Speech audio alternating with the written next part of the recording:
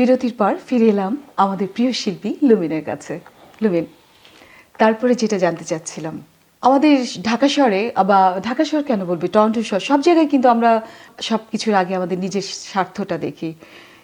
এই যে তুমি গান গাবা, হয়তো তুমিও অনেক সময় চিন্তা করো, আমি জানি না তুমি মানবতাটাকে কতটুকু দেখো।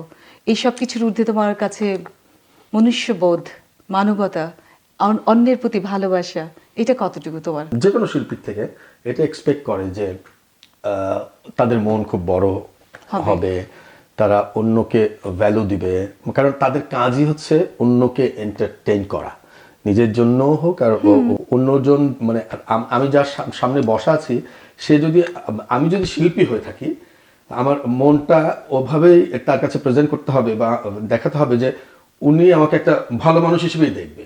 আর সাধারণভাবে একটা শিল্পীকে ভাবে একটু উদার, আমি ভাবি যে শিল্পীদের মনটা এরকমই হওয়া উচিত, এবং আমি এটা হওয়ারই ট্রাই করি এভাবে। কারণ কেউ আমাকে বললো যে লুমিন গান গায়, but Lumen is not a good human being, এটা আমি নিতে পারবো না। আসলে তুমি যখন একটা ছেলে গান গায় এবং তার মনটা অনেক বড় উদার হয়, শুধু গান না, যে কোনো শিল্পই হতে পারে, যে কোনো শিল্প হতে পারে, কিছু ভীষণ ভালো লাগে, তার প্রতি আমরা মনে হয় আরো বেশি আকর্ষিত হয়ে যাই, আরো বেশি প্রিয় হয়ে যাও। হ্যাঁ, তখন তুমি আমাদের কাছে আরো অনেক শিল্পী হিসেবে আরো বেশি চাহনীয়, আরো বেশি ভালো লাগার। তোমার কি ফ্যামিলি, কি তুমি সঙ্গীতের পরিবার? তুমি কি তোমার বাবা মা বা পরিবারে কেউ? একদমই না। একদমই না? তাহলে তুমি কি করে এই সঙ্গীত তোমাকে কিভাবে আকর্ষণ করলো, কি করে? অ্যাকচুয়ালি আমি ছোটকাল থেকে প্রচুর গান শুনতাম, যে কোনো গান, রেডিও বলেন, টিভি বলেন, যে কোনো, সব সময় গান শুনতাম এবং সব ধরনের গান শুনতাম। গান শুনতে শুনতে আমার ওই শুনে শুনে গানের সুরটা আমি ভিতরে নিতাম সবসময়, এবং ওটা গুনগুন করে গাইতাম অলওয়েজ। বন্ধু বান্ধব 3 জন মিলে রিক্সা যাচ্ছি, জোরে জোরে গান গাচ্ছি, স্কুলের মধ্যে, ক্লাসের মধ্যে গান গাচ্ছি, এইভাবে করতে করতে কিন্তু ব্যান্ড করা আমার। হ্যাঁ, আচ্ছা। ওইভাবে প্রাতিষ্ঠানিক শিক্ষা, এই হারমোনিয়াম নিয়ে বসা, আমার বাসায় খুঁজলেও আপনি হারমোনিয়াম পাবেন না। ওয়াও।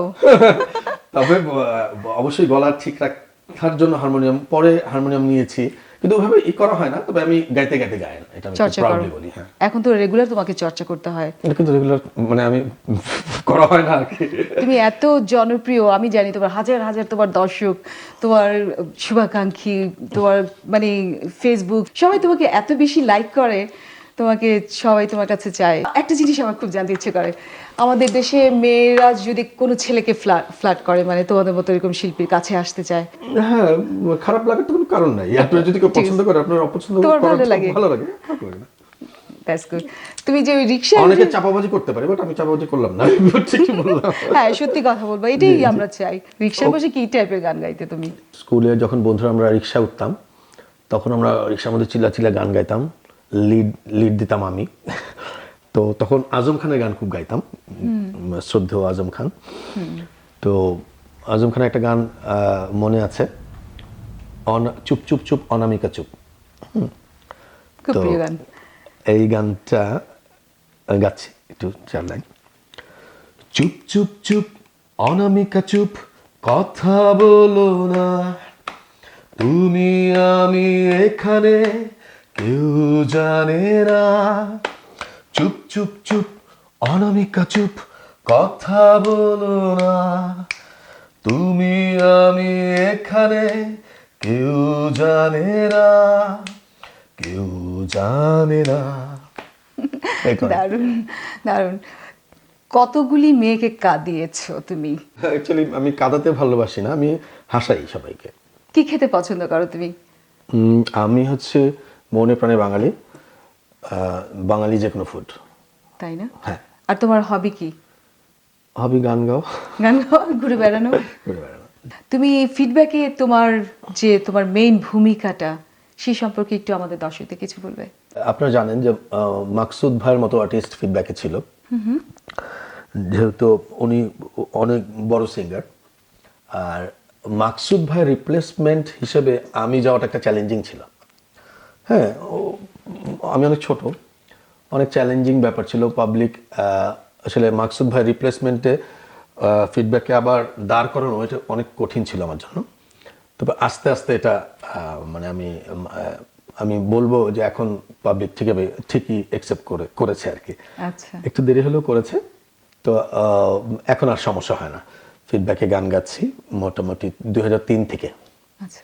তুমি কোনো জেলাসি বা কোনো কোন্তল না কি বলে এসব, অনেক অনেক কিছু থাকে না, মানে পিছনে অনেকে অনেক কিছু আপনি- জেলাসির পিছনে পড়েছো কখনো? মনে হয় তোমাকে কেউ এরকম তো ছোটখাটো ঘটনা থাকেই, কিন্তু আপনি কি করবেন, আপনি যখন গান গাচ্ছেন, আপনি যখন ভালো কিছু করবেন, তখন দেখবেন আপনার পিছন থেকে অনেক কিছু আসবে। আপনি পিছনে ফিরে তাকাবেন না, আপনি শুনবেন না, তাহলে সব ঠিক হয়ে যাবে। বিশ্ববিদ্যালয়ে যখন তুমি গান গাইতে আমাদের মুক্ত মঞ্চে, তো অনেক অনেক তোমার ফ্যান ছিল যারা, তারা তোমাকে রান্না করে করে তোমাকে হলে দিয়ে আসতো। দিয়ে আসতো। দিয়ে আসতো না? হ্যাঁ, অনেকেই মজা করে, সবাই ফ্রেন্ড ছিল, আমরা আমরা মজা করে খাইতাম একসাথে এসে। আর বিশ্ববিদ্যালয়ের দিনগুলি হচ্ছে আমার মানে golden years of my life actually. ওই 7 বছর আমি ছিলাম, 7 বছর আমি জীবনে ভুলবো না। সারাদিন গান বাজনা হই হুল্লোড় এরকম করে কাটাতাম, মজা। তো তোমাকে অনেক অনেক ধন্যবাদ যে আমাদের এখানে আসছো, তোমার আমাদের কানাডাতে এসে আমাদের জন্য গান গেয়েছো, আমাদের মজমাতে এসেছো, তো সেই জন্য তোমাকে আমারও অনেক ভালো লাগছে। তুমি- মানে এখানে আমার দেশি অনেক লোকজন, আপনাদের মতো ভালো ভালো লোকজনের সাথে আমার দেখা হয়েছে, হয়তো বা দেখা নাও হতে পারতো আপনার হ্যাঁ। সাথে আমার সেটাই, ইউনিভার্সিটি, না? তো খুবই একটা বড় মিস হয়ে যেত। না, আমাদের কানাডার দর্শকদের জন্য তুমি কিছু বলো। আমি যে শো করলাম, তো শোতে দেখলাম যে মানে অনেক ক্রাউড, এটা দেখেই আমার মনটা ভরে গেছে আর কি। এত এত বিশাল ক্রাউড, তারা খুবই উৎসাহ নিয়ে আসছে, তারা নাচতেছে। মানে আমি আমি ভাবি নাই যে এখানেও এত বড় ক্রাউড হয়। আমার খুব ভালো লেগেছে। তাই না? তোমাকে আমার যেটা আমি বলবো, একটা প্রিয় কবির একটা কথা আমার, যে তুমি কখনোই থেমে যেও না। তুমি যদি থেমে যাও, তুমি যদি তোমার গান যদি থেমে যায়, তাহলে হয়তো জুলেখার ফুল বাগানে কোনোদিনই আর ফুল ফুটবে না, ফুল পাখিরা গান গাইবে না, থেমে যাবে নদীর স্রোত, স্থগিত হবে প্রিয় প্রেমিকার চুমু, ভালো লাগবে না আমাদের এই প্রিয় রোববারগুলো। তো তোমাকে অনেক অনেক ধন্যবাদ। আমি আপনাকে অনেক ধন্যবাদ, আপনি অনেক সুন্দরভাবে কথা বলেন, এত গুছায় আমরা কথা বলতে পারি না। না, আমরা তোমার কিছু ফুটেজ দেখবো আমাদের টিভিতে। গানে গানে আর কথায় অনেকটা ভালোবাসার মতো হয়ে গেল, মনে হচ্ছে সময় শেষ করতে চাচ্ছি না, তবু সময় শেষ করতে হয়। তো তোমার শেষ একটু গান শুনতে শুনতে আমি বিদায় নিব, তার আগে আমি দর্শকদের কাছ থেকে একটু বিদায় নিয়ে নিচ্ছি। দর্শক, বিদায়ের পালা। বিদায়ের সময় বলতে ইচ্ছে করছে, নিঝুম সন্ধ্যায় পান্থ পাখিরা বুঝিবা পথ হারিয়ে যায়, ফুরাই যেতে যেতে কি যেন কাকলি আমারে কি দিয়ে যায়। আজ লুমেনের এই অল্প সময় আজ আমাদের অনেক কিছু দিয়ে গেল, অনেক ভালো লাগা, অনেক মন খুশি করা। দেখা হবে খুব শীঘ্রই কোনো প্রিয় মুখ, প্রিয় শিল্পীকে নিয়ে। ভালো থাকুন, আমাদের মজমার সঙ্গেই থাকুন। আহ, আমি আসলে স্পেশালি থ্যাঙ্কস দিতে চাই নন্দন টিভিকে, কারণ আমি এখানে আসছি 15 তারিখে। আমার অনেক জনের সাথে দেখা করার কথা ছিল, কিন্তু সময় স্বল্পতার অভাবে আমি দেখা করতে পারি নাই। নন্দন টিভি আমাকে সেই সুযোগটা করে দিয়েছে আপনাদের সাথে এমনি দেখা করার। এটা এক ধরনের দেখা করাই, বাট আমি সবাইকে সময় দিতে পারি নাই, বাট নন্দন টিভিকে এই জন্য আমি ধন্যবাদ জানাচ্ছি এই অনুষ্ঠানটার জন্য। ফিডব্যাকের একটা গান আছে মৌসুমী, গানটা খুবই জনপ্রিয় হয়েছিল সেই সময়, তো আমি 4 লাইন গাচ্ছি।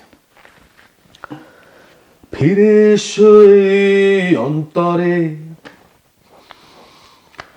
ফিরে এসো এই বন্দরে, পথ ভুলে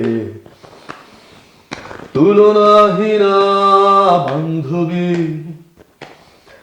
যেও না গো তুমি ওই দূরে, ব্যথা জাগে এই মন জুড়ে, হতে চাই ফিরে তোমার গীতি কবি, কবি মৌসুমী, কারে ভালোবাসো তুমি মৌসুমী, বলো কারে খোঁজো তুমি মৌসুমী, আছি একা এই আমি।